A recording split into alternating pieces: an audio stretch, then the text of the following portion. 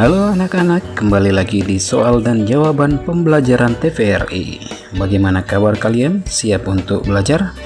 Jangan lupa like dan subscribe channel ini ya. Selamat belajar.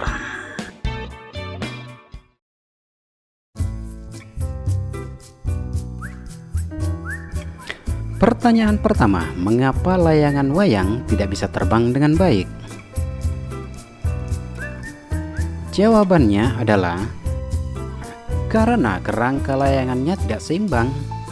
Sebelah kanan ukuran lebih banyak daripada sebelah kiri, jadi layangan condong berat ke sebelah kanan. Pertanyaan yang kedua, selain foto bersama yang diberi figura, hadiah apa yang ingin kamu berikan kepada Bu Ajeng agar selalu diingat?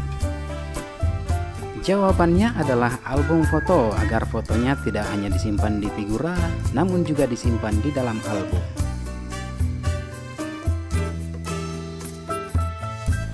Pertanyaan yang ketiga adalah tuliskan langkah-langkah membuat album foto yang kamu lihat pada cerita tadi.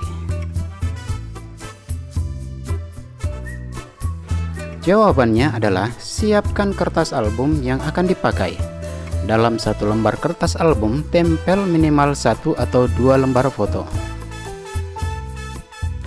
Lalu hiaslah pinggiran kertas agar lebih menarik.